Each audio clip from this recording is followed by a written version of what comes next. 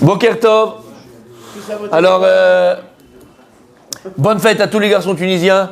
Baruch Hashem, Chasde Hashem. Vous savez qu'il y a un safek dans les poskim, dans les décisionnaires. Est-ce qu'un Tunisien doit rajouter tous les matins dans les birkat hashachar, les brachot du matin, on dit chez Hassani Goy, chez Hassani Isha, chez Hassani Aved, chez Hassani Tunisai, qui m'a fait tunisien. C'est la seule bracha, s'il vous plaît, c'est la seule bracha positive qu'on a le droit de faire. D'accord? On le fait. Allez, on le fait. En tout cas, Behemet, bonne fête à tous les garçons tunisiens, Be'ezrat Hashem. Alors on ne peut pas, puisque c'est la fête des garçons, d'accord, on ne peut pas ne pas faire l'écouter Moharan. Ben oui, c'est normal. Le rapport, il n'y en a pas, mais vous avez compris. D'accord? L'Ilou Nishmat, le cours. Yosef Shimon, Ben Rachel. Eden, Bezrat Hashem. Alors il y a un l'écouter Moharan dans l'écouter Moharan Tinyana. C'est la Torah Yud, c'est la Torah 10. On va essayer de le faire un peu plus vite parce que sinon ça sera court finalement, on mettra 2 heures, mais je vais essayer de le faire en quart d'heure, 20 minutes. Mais c'est extraordinaire. Extraordinaire. Écoutez bien. Omer Rabbi Nachman. Ma she'olam rechukim Hashem itbarach. Quelle est la raison de ton éloignement, de Dieu? Pourquoi est-ce qu'une personne est loin de Dieu? Pourquoi est-ce que les gens sont loin d'Hachem? Quelle est la raison? Et il dit Venam ilkavim la itbarach. Non seulement quelle est la raison du fait qu'on est loin de Dieu, mais en plus, pourquoi on ne se rapproche pas de lui? Lama. Il y a des gens qui sont loin, ils prennent conscience, et ils se rapprochent. Moi, je dis la réponse déjà. Mais en tout cas, d'accord? Quelle est la raison du fait qu'on est loin d'Hachem et qu'on ne cherche même pas à se rapprocher de lui? C'est ça la plus grande maladie. Parce que quelqu'un qui est malade, il va prendre un médicament, il va se soigner. Mais quelqu'un qui ne sait pas qu'il est malade, quelqu'un qui ne sait pas qu'il est loin d'Hachem, comment tu veux qu'il pense une seconde à se rapprocher de lui? Pour lui, tout va bien. Pour lui, tout va bien. Et il dit la raison, elle est Urak mechamat she'en lahem yishuv dat. La seule raison, c'est parce qu'il y a un manque de sérénité. Il y a un manque de conscience. Il y a un manque de, tu l'as dit tout à l'heure, il manque cet esprit qui est posé. Cet esprit posé. Sérénité. Il y a fait mieux. Et il le traduit comme ça un peu dans Google. Ouais, Google a traduit ça. Yishuv dat. C'est être quelqu'un de serein, avoir conscience. Parce que quand tu as conscience, voilà. Mais quand tu as conscience, tu es quelqu'un de serein parce que tu sais. Quand est-ce que tu n'es pas serein? C'est quand tu ne sais pas. Imagine, tu es dans le... Bonne conscience. C'est autre chose, ça. Non. Tu as compris? Un esprit posé. C'est-à-dire qu'en vérité, en 2 mots, en français, ça s'appelle avoir la tête sur les épaules. Ouais. Quand la tête, elle est bien à l'endroit, d'accord, elle est bien à sa place. Quand ton esprit est bien à sa place, en 2 mots, ça s'appelle la conscience. Quand ta conscience, elle est à sa place, alors là, automatiquement, tu prends conscience de ton éloignement, et si tu prends conscience de ta maladie, alors automatiquement, tu vas chercher la refoua. C'est quoi la refoua? La guérison, ce qui va te guérir. Donc il dit, le Rabbi Nachman, quelque chose de magnifique. Qu'est-ce qui fait qu'une personne, Behemet, elle est loin de Dieu et qu'elle ne cherche pas à se rapprocher de Dieu? C'est parce qu'elle a un manque de conscience. Elle n'a pas Yishuv Adat. Elle a un manque de date. Yishuv Adat. Venam et Yashvin Atzman. Et elle ne cherche même pas ces gens-là à avoir conscience. Parce qu'elle n'a pas conscience. Donc comment tu veux qu'elle cherche à avoir conscience? Elle n'a pas conscience. Et donc elle continue dans le chemin qu'elle a choisi, d'accord? Dans les transgressions. Et tout ça, ça va l'éloigner encore plus de Dieu. Il ne va jamais chercher à se rapprocher d'Hachem. Qui en lo yishuv dat. Il n'a pas de conscience de ça. Ve'aïkar. L'essentiel. L'ishtadel leyashev atzmo etev. Le travail qu'on a à faire tous les jours, c'est quoi? C'est de revenir à cette conscience de Dieu. De faire tous les efforts possibles. Leyashev atzmo etev. Yishuv adat. Revenir à cette sérénité d'esprit. Avoir un esprit posé. Revenir à cette conscience. Parce que tu comprends bien que ce qui m'éloigne de Dieu, c'est le manque de conscience de Dieu. Donc pour que je m'approche de lui, il faut que j'ai plus conscience de lui. C'est ce qu'on essaye de faire. Quand tu vas étudier, quand tu vas prier, quand tu vas... Mais ça ne suffit pas, il dit le Rav. Écoutez bien. Comment est-ce que je vais revenir à cette conscience du vrai, du bon, du tov? Quand tu vas juste réfléchir une seconde. Ok, je vais au casino, je bois, j'ai les femmes, j'ai le machin, tous les plaisirs du monde. Aval ma tachlit. Quel est le but de tout ça? Quel est le but? Où ça va t'amener? Réfléchis 2 minutes. Tu vas avec un copain à Pattaya. Mais où tu vas? Où ça va t'amener? Qu'est-ce que ça va t'amener dans ta vie? Peut-être une demi-heure de plaisir. Et après, regarde-toi dans la glace. Vers quoi tu vas? Vers où tu vas? Pourquoi?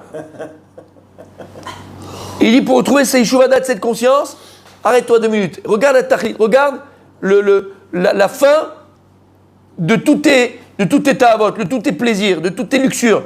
Regarde où ça va t'amener. Est-ce que ça te construit? Est-ce que BMF, ça te fait du bien? Oui, momentané. Est-ce que ça met un bonheur? La preuve, c'est qu'après que tu l'as fait, tu ne te sens pas bien. La preuve, c'est qu'après, tu as envie de vomir de toi. Alors tu recommences. Parce que tu es ivre. Tu es ivre de ta luxure. Tu es ivre de tes ta'avot. C'est comme l'histoire du papa. Il y avait un monsieur, c'était un ivrogne. Un ivrogne, dans le sens, il buvait, un alcoolique, mais un alcoolique. Et il buvait jusqu'à qu'il arrivait à des niveaux de folie. Ouais, presque. D'accord, ouais. À un niveau d'alcoolique, il devenait, d'accord, il se jetait par terre, il se roulait par terre, il se mettait dans la boue, et les enfants, ils avaient honte de lui. Ouais, normal, quoi. Et ces enfants, ils avaient honte de lui. Ils avaient honte de leur père. Et un jour, qu'est-ce qu'ils ont fait? Il dit, bon, il faut qu'on trouve une solution, c'est pas possible. Il faut qu'on trouve une solution. On a honte, tout le temps, il nous fait honte, papa, il est dans la boue, il se traîne dans la truc, il est dans la machin, il est comme un... Qu'est-ce qu'ils ont fait? Il y avait un autre ivrogne dans la ville. Ils ont dit, regarde, quand celui-là, il va commencer à boire et faire le fou et se tourner dans la boue, être avec les cochons là-bas, d'accord? On va prendre papa et on va voir, voilà comment tu es, voilà comment tu te comportes quand tu as bu. C'est ce qu'ils ont fait. Et l'autre, il a bu. Ils ont pris le père, ils se sont promenés dans la rue, et ils voient le type en train de se tourner par terre, faire le fou, taper par terre dans la boue. Après, il vomit, il est dans son vomi, un truc dégueulasse. Et là, ils disent, bon voilà, il voit le père en train de courir chez le type. Il dit, bon, Hachem, ça a marché. Et le papa qui se baisse vers l'ivrogne, il dit, dis-moi, où t'as acheté ton vin? Où t'as acheté ton vin? Zabaya! Zabaya! Et c'est quoi cette folie? Moi aussi je veux. Où t'as acheté ton vin? Zabaya! Lama, il y a un manque de conscience. Où ça t'amène à part la boue? Où ça t'amène à Pattaya, Amsterdam, tout ça? Où ça t'amène à part la boue? À part la boue, ça t'amène. Donc il dit, réfléchis. Reprends conscience. Et pour reprendre conscience, premièrement, c'est prendre conscience du mal. Prendre conscience de la boue dans laquelle tu es. Type, il est dans la boue, mais il se croit dans un bain à mousse, tu sais, bain moussant. Tu es dans la boue. Et il dit donc, l'ishtel yashev atzmo etev, ma tarli mikol atavot ou mikol yene olamazé. Hen atavot arniasot la gouf, hen tavot shechutz la gouf. Il dit que ce soit les plaisirs qui rentrent dans le corps, ou les plaisirs qui sont à l'extérieur du corps. Kegon, kavod. Quel plaisir est à l'extérieur du corps? Par exemple, les honneurs. Quelqu'un qui est prêt à mourir pour ses honneurs. Quelqu'un qui cherche le kavod, c'est moi. Il n'y a que moi. On lui prend le passer à la synagogue, il fait lever les gens. Il est là. Moi. Vazaï be'odel, chouvé l'Hachem. Mais si quelqu'un prend conscience de qu'est-ce que ça va t'amener, Mata mafsid, qu'est-ce que tu perds de tout ça? Automatiquement, il y a chouvé l'Hachem. Il revient vers Hachem. D'accord? Ça, c'est la petite introduction. Maintenant, regardez comme il dit quelque chose de magnifique. Non, mais ce qui est fou, c'est maintenant, écoutez bien. Mais ce qu'il dit avant, c'est on aurait pu rester plus longtemps, mais je vais avancer parce qu'il est un peu tard. Achda. Mais sache, tout ce que je t'ai dit avant, en fait, Rabbi Nachman, tout ce qu'il dit avant, tu peux le trouver partout. D'accord? Tu fais du Rav Dessler, c'est écrit, tu fais du... D'accord, bon, c'est pas... Il y a... En chidouche, tachat Hashem. Il n'y a pas de chidouche dans ce qu'il a dit. C'est bien de le relire, c'est bien de l'apprendre, mais il n'y a pas de chidouche. D'accord? Là, il est le chidouche. Achda. Shaliede mara shechora yefshar le'anig et hamoach kirtzono.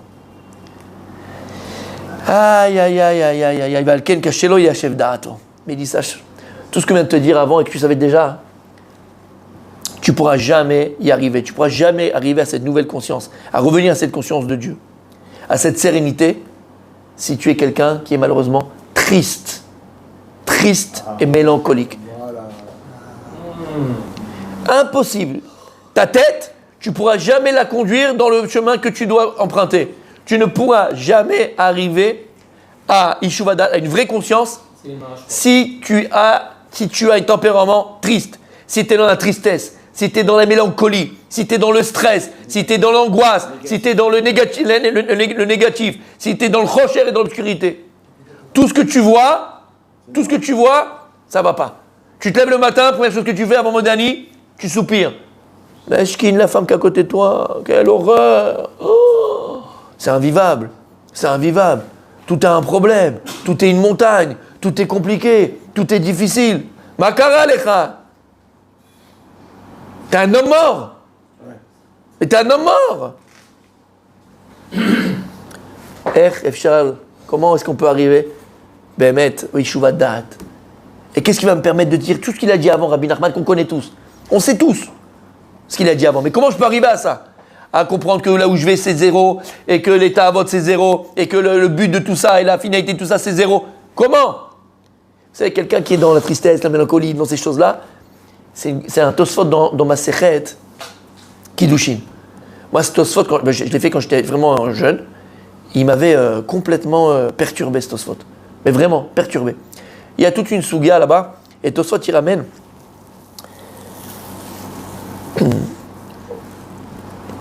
Si, Chazé Shalom, une femme, elle a perdu son mari, la Gemara, elle nous dit que elle peut pas être, on ne va pas faire de Ichoud, mais elle peut pas aller en dehors de la ville, parce qu'à l'époque, on enterrait les gens en dehors de la ville. D'accord? C'était les cimetières, ils étaient en dehors de la ville. Elle ne peut pas aller toute seule avec le, comment on dit le type qui... le fossoyeur. Le fossoyeur. Elle ne peut pas aller toute seule en dehors de la ville pour enterrer son mari avec le fossoyeur. Dit Tosot Lama. Il dit parce qu'à ce moment-là, Satan, Yetzirara, Meraked, il est là et il danse. Et il danse. Sur quoi il danse? C'est un moment qui est propice à la faute. Il dit là, Matosfot, puisque la femme elle est triste, elle est mélancolique, elle se languit de son mari déjà disparu. Il y avait un film comme ça. C'est quoi le film là-bas? Il faisait tous les enterrements. Un film américain. Il faisait tous les enterrements et il chopait toutes les femmes. Tu te rappelles ou pas? On l'a vu ensemble, on l'a vu avec Igal, parce qu'Igal il avait du mal à l'époque, je lui ai fait les enterrements. Ouais, à l'époque. Ah, c'est là, quand on était jeune. Il avait du mal. Je lui ai dit, Igal, vas-y, fais les enterrements, peut-être t'as une chance. On a tout essayé. Avant Myrna, on a tout essayé. Ouais. Bref, tu te rappelles ou pas, celui-là, il était très sympathique. Très sympathique. Ouais, exactement. Il y a eu 2 entrées au cinéma. Non, mais non, c'est avec le blond là. Patrick Juvet, ceux qui font... Américain. Tu te rappelles? Exactement. Hein? Bon, s'il vous plaît, revient Rabbi Nachman, messieurs. Hein? Non. 4 enterrements. Bon, on fera samedi soir, Madame Malka, on va mettre le film. D'accord? Ok, bref. Pour dire quoi? La Tosfot, regarde ce qu'il dit Tosfot il y a 1000 ans, ok?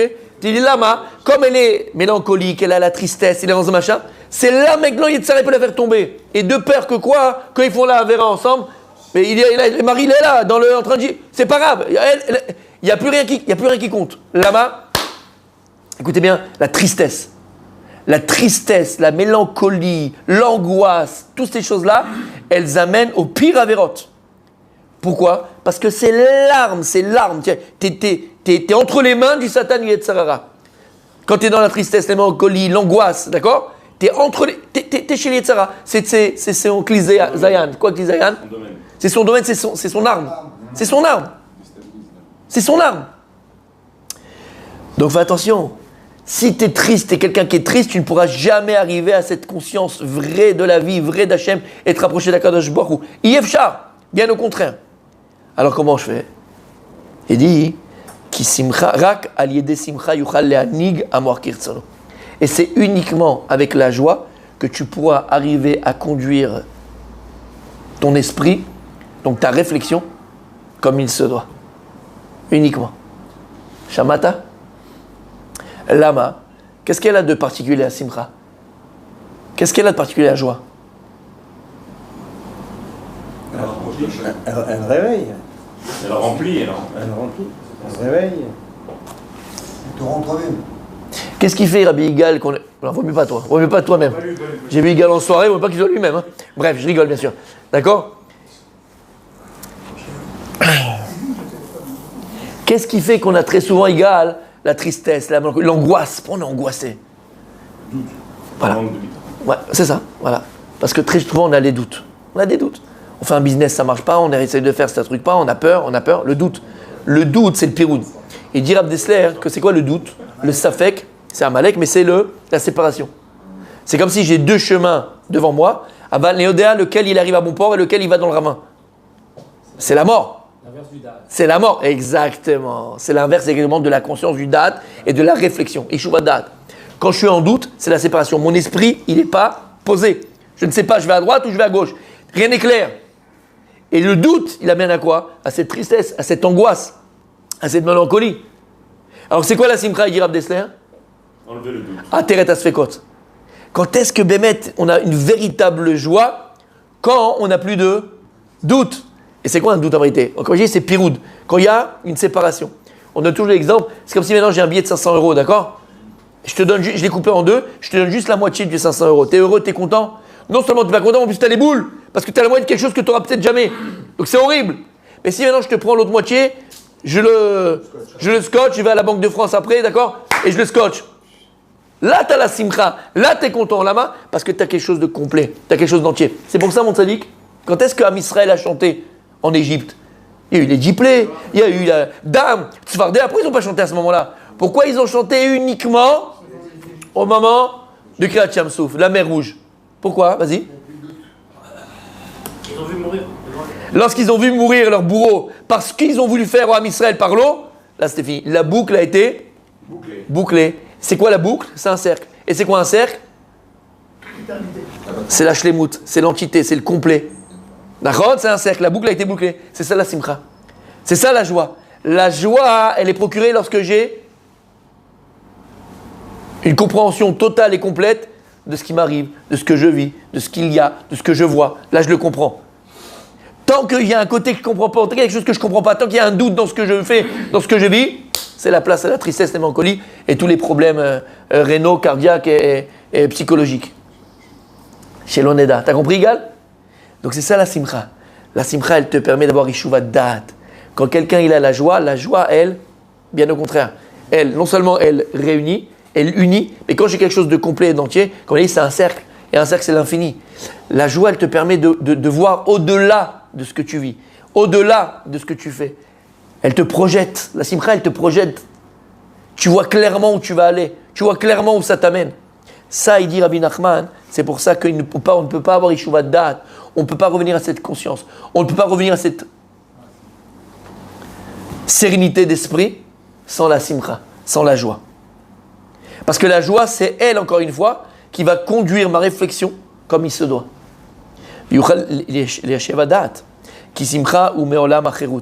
Parce que la joie fait partie du monde de la liberté. Quelqu'un qui est besimcha, c'est quelqu'un qui est libre. Et c'est tellement profond ce qu'il dit Rabbi Nachman ici. Quelqu'un qui est besimcha, c'est quelqu'un qui est libre. Pourquoi? Parce qu'il n'est pas soumis à ses émotions. Il n'est pas soumis à ses émotions. J'explique. Quelqu'un qui est soumis à ses émotions. Je te donne un exemple, d'accord? Tu arrives à la synagogue et quelqu'un, il te parle mal. D'accord? Non, quelqu'un, il te parle mal. Bon, pas ici, d'accord? Tu es parti chez une autre synagogue, chez des Marocains. D'accord? Chez tes frères marocains. D'accord? Et quelqu'un, il te dit un mot, tu vois, qui peut te vexer. Écoute bien ce que je te dis. Tu as deux choix, Rabbi Yossi. Soit tu as Ishuva Da'at, ce qu'il dit ici, soit tu as une conscience, tu as une réflexion de ta vie, tu es quelqu'un qui a une simcha intérieure qui est très profonde, une joie intérieure qui est très profonde. Simcha, c'est les mêmes lettres que quoi? Mashiach et Mishra. Comment on faisait le Mashiach? Comment est-ce qu'on choisit le Mashiach? Shemen à Mishra. Kohen à Mashuach. On venait et on l'induit. On le oint. D'accord? Il était oint. Shemen à Mishra. Lama. Parce que la simcha, Rabbi, aussi, c'était une vraie simcha dans ton cœur. Normalement, si quelqu'un il te dit une réflexion qui est mal placée, quelqu'un il fait une queue de poisson quand tu es en train de travailler, de conduire, si quelqu'un il est en train au Sherad en train de te prendre la place, d'accord? Et tout ce qui peut t'arriver, toutes les comment on appelle ça? Non. flèches, Les épreuves. Toutes les bref. Toutes les occurrences. Toutes les occurrences que tu pourrais avoir, d'accord? J'aime bien ce mot-là, c'est pas grave, ça fait beau, ça fait français, d'accord? Toutes les attaques, cherchez-moi, toutes les attaques extérieures, Rabbi aussi, auxquelles tu pourrais être le sujet, si tu as la simcha, alors tu sais ce qui se passe? C'est comme le shemen à Mishra. Quand tu as de l'huile, qu'est-ce que ça fait? Ça glisse, mets de l'huile. Mets de l'huile. Hein? Ça glisse, ça t'atteint pas. Ça peut pas t'atteindre. Lama, Yeshra Simcha. Aval. Beaucoup de personnes, messieurs, écoutez bien, sont prisonnières de leurs émotions. Beaucoup de personnes sont prisonnières de leurs émotions. Et si on peut aller encore plus loin, messieurs. On peut aller encore plus loin, ça va très très très loin ce qu'il dit Rabbi Nachman. Beaucoup de personnes sont prisonnières de leurs émotions. Ça veut dire quoi? Ça veut dire que tu vas vivre des choses même quand tu étais plus petit, quand tu étais jeune, quand tu étais adolescent, quand tu étais... d'accord? Et ça veut dire quoi, être prisonnier de nos émotions? Ça veut dire que toute ta vie, sans t'en rendre compte, qu'est-ce qui va être manigotra? Qu'est-ce qui va te diriger? Ce sont ces émotions passées auxquelles tu n'as pas réussi à surmonter. D'accord? C'est une claque d'une professeure d'anglais, tu n'as plus appris l'anglais de ta vie. Quel rapport? Mais c'est une émotion que tu as eue, tu as été vexé à ce moment-là, toi l'anglais c'est fini. Mais tu voulais faire avocat international, si tu n'as pas l'anglais, tu ne peux pas travailler. Donc à la fin, tu n'as pas fait avocat international parce que ton émotion, j'ai un exemple, d'accord, mais que tu as été bloqué à l'âge de 12 ans à l'école, elle t'a empêché de devenir ce que tu aurais pu devenir, avocat international. Lama, parce que tu t'es enfermé, tu t'es rendu prisonnier d'une émotion que tu n'as pas réussi à gérer et digérer quand tu avais 12 ans. Alors je donne cet exemple-là, ça peut être n'importe quoi, mais des choses encore plus graves. Des choses encore plus graves. Prenez, Bémet, malheureusement, d'accord, personnes que je connais, d'accord, qui malheureusement, quand elles ont été jeunes, elles ont eu des attouchements. D'accord? Elles ont été, malheureusement. Yossi, je ne vais pas parler de toi, mais d'accord? Mais sans blaguer, parce que c'est grave. D'accord? Des jeunes... des jeunes filles ou des machins, ou même des garçons des fois, mais là, c'est des jeunes filles, ok, qui ont eu des attouchements, il y a des choses encore plus graves, par le grand-père, en général, c'est 95% de ce qui se passe, c'est la famille, il faut le savoir. C'est pour ça qu'il faut éviter de laisser dormir les enfants chez la cousine, chez le cousine et chez les machins, ou dormir les garçons et les filles ensemble. Faire très attention à nos enfants. Parce que c'est le truc que jamais tu pourras imaginer que c'est ça, jamais. Et comme en général, c'est la honte pour la famille, alors on n'en parle pas, on le cache, on le tait, et à un moment donné, la fille, elle ne comprend pas, elle se marie, elle n'arrive pas avec son mari. Elle n'arrive pas.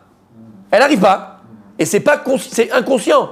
Parce que c'est pas possible, tout était normal. Mais quand arrive le jour J où elle se marie, où elle doit passer, entre guillemets, des moments intimes, il y a un blocage. Et en fait, tu vas te rendre compte que finalement, cette jeune fille, elle est prisonnière de ce qu'elle a vécu à 8 ans, à 5 ans, à 10 ans, et maintenant ça la bloque, c'est le mot, ça la bloque, elle est enfermée dans ça, et elle a un problème relationnel avec son mari. Je vais à l'extrême, mais c'est tellement vrai, d'accord? Chacun de nous, on a vécu des moments difficiles, plus difficiles, moins difficiles, ou des choses, d'accord? Et on s'est emprisonné dans ces émotions-là. Et parle avec des gens, c'est un petit peu de psychologie, tu vas te rendre compte que la personne, elle parle, mais en fait, c'est pas elle qui parle, il y a un subconscient qui parle, il y a quelque chose qui s'est passé, tu trouves qu'il y a quelque chose qui la bloque. Elle n'est même pas consciente, elle s'est mis des barrières, sans le savoir, parce qu'elle s'est protégée. Il y a même malheureusement des mamans, ou même des garçons, ça peut revenir avec des garçons, cette chose-là, chimiquement. Ok? En général, quand c'est très petit d'ailleurs, ils se sont tellement protégés de ça qu'ils l'ont oublié. C'est-à-dire que dans la conscience normale, ils ne s'en rappellent plus. Et c'est en parlant, en discutant, en machin, où la personne qui est professionnelle en face, elle a réussi à toucher le point sensible, et tout d'un coup, je vous assure, c'est non seulement une libération, khérout, c'est une libération, mais c'est dur. La personne, elle se met à pleurer, elle se rappelle tout ce qui s'est passé. Alors que pendant 30 ans, rien, c'était le vide. La main, parce qu'elle a enfermé cette émotion-là. Elle ne l'a pas libérée. Vous comprenez ce que je veux dire là par là? Oui. Et en fait, c'est ce qu'il dit ici Rabbi Nachman, qui a simcha ou olam acherut. Mais quand, bien au contraire, maintenant, ce que tu as vécu, ce que tu vis, ça y est, c'est bon, c'est fini. Ok? Même, entre guillemets, quand on parle de simcha, c'est la libération. Parce que tu as réussi à libérer tes émotions. Tu as réussi à sortir de la prison que tu t'es toi-même confectionnée, de ces émotions-là. C'est ça la liberté. Comme par exemple un contentieux. Un contentieux. Quand j'ai dit t'étais petit, t'étais moins petit, t'étais machin et tout ça, et t'en veux à quelqu'un. T'en veux à quelqu'un. Quelqu'un fait du mal, tu en veux à cette personne-là. Mais la personne qui souffre le plus, c'est pas la personne qui fait du mal, parce que celui-là c'est un pourri. C'est toi qui souffres le plus. Parce que la claque qui t'a mis il y a 20 ans, tu ressens encore la douleur. Alors c'est quoi la libération, Rabbi Yigal? C'est quoi la libération, Rabbi Moshe? Pardonner. C'est ça le pardon. Le pardon, il n'est pas pour l'autre, il est pour toi d'abord. Parce que quand tu pardonnes à l'autre, qu'est-ce que tu fais? Tu te libères. Tu te libères, Igal. Tu te libères. Ils ne sont pas libérés alors. Non, Igal, il est stressé là. D'accord? Non, d'accord, tu te libères. Et cette liberté, c'est ça la simcha. Cette liberté-là, c'est ça la simcha. T'entends ce que je dis? Tant que tu n'es pas libéré, tu es dans les mélancolies. Tant que tu n'es pas libéré, tu es dans la tristesse. Tant que tu n'es pas libéré, tu es dans l'angoisse. C'est ça la simcha. C'est pas un peu chrétien ça, le pardon tout le temps. Ils nous l'ont volé. Ils nous l'ont volé. Le pardon, la tchouva, c'est quoi? C'est Torah, c'est pas chrétien. Le pardon, il est Torah. Badaï. C'est la Gemara. Quand quelqu'un a un truc, tu l'avais pardonné, ne sois pas arzari, on te dit. Sois pas cruel pour ne pas pardonner. Tu dois pardonner. Pas sans limite. Comment? Le pardon chrétien, il est sans limite. Non, pardon chrétien, c'est même si maintenant on te piétine et tu dois donner l'autre joue. Ça, c'est pas Torah. Non, le pardon, c'est quelqu'un, il est sincère en face de toi, il veut vraiment être pardonné. Ah oui. Pardonne-lui. Mais encore une fois, pour le libérer, mais pour te libérer toi. Parce que tu vis avec cette aminosité, cette claque qui t'a mis à 20 ans, elle te fait mal encore. Aïe. Cette rancœur, exactement. Et il dit, des prinat qui besimcha tetseu. Shaliede simcha nasin ben chorim yotzim nagalut. C'est exactement ce qui s'est passé en Égypte. Akadosh Baruch Hu, il nous dit, les Égyptiens, jusqu'à la 3e génération, après la 3e génération, ils pourront se convertir. J'ai dit à Akadosh Baruch Hu, mais comment Hachem tu veux que mes bourreaux, je leur pardonne? Tu veux que je pardonne aux Égyptiens quand il n'y avait pas un bébé qui manquait une pierre, on mettait un bébé dans les pyramides. Paro, il s'est nettoyé, baigné pour enlever la lèpre dans le sang des bébés juifs. Tu veux que je pardonne? Ben oui. Parce que tant que tu ne pardonnes pas, et donc... Pourquoi 3 générations alors? Pardonne tout de suite. Non, alors c'est pour ça. Non, La Torah, il chazaka, 3 c'est important. 3, il y a encore le mal. À partir de 4, il y a personne qui peut changer. le refaire. Exactement. Exactement. 3 générations, c'est encore ancré. À la 4e, la Torah elle te dit, c'est comme le chazaka. À la 4e, il y a moins cette... tu comprends le lien? C'est comme le pardon chrétien. Lui, il pardonne tout de suite, c'est le pardon chrétien. Là, on attend. C'est la personne sincère. C'est la personne sincère. Mais en vérité, regardez ce qu'il dit. C'est ça la vraie Géoula. T'as compris? Par la simcha behemet, par cette joie, alors là, on devient quelqu'un de libre et on sort de notre galout. On sort de notre prison, notre exil. Mais c'est notre prison en vérité. Si on t'a emprisonné, t'as compris ce que ça veut dire? T'es emprisonné de tes mauvaises midot, t'es emprisonné de tes mauvaises pensées, t'es emprisonné de tes rancœurs. Et en vérité, qu'est-ce que tu fais? Tu fais durer ta douleur. Est-ce qu'on a le droit de faire durer la douleur? Ça y est, c'est passé, c'est fini. On passe à autre chose. Aval besimcha. Balken kshemekasher simcha la moach azay movidato ben chorin. Et quand tu prends cette joie et tu vas la lier à ton état d'esprit, ça devient ton état d'esprit, c'est devenu ta façon d'être, c'est ton état d'esprit, alors automatiquement tu libères aussi ta pensée. Ta pensée libérée. Jusqu'à présent, quand ta pensée elle était emprisonnée, et donc tu pensais tout petit sur ta vie, sur des relations que tu avais, sur ton travail, sur ta personne, tu pensais tout petit. Mais à partir du moment où tu as cette joie profonde et tu la mets dans ton cerveau et dans ta réflexion, tu libères ta réflexion. Et maintenant, tu ne vois pas que 1 et 1 font 2, tu vois que 1 et 1 font 1000. C'est une libération. C'est une vraie libération. Et c'est ça, mes amis. Et c'est ça la Géoula. Am Israël, sorti d'Égypte, comme on a dit, ils étaient katnout des moires. Ils étaient, le moire, il était katan. C'est-à-dire que la conscience, elle était petite conscience. C'est quoi la Yetziat Mitzrayim, la sortie d'Égypte? Gadout des moires, des mochin. Le moire, il est gadol. Ça veut dire quoi? Il est libéré. C'est fini. Je vois grand. Je vois positif. Je vois constructif. Je construis. J'avance. Je me rapproche d'Akadosh Baruch Hu. Et donc, je me libère. On continue demain, Bezrat Hashem.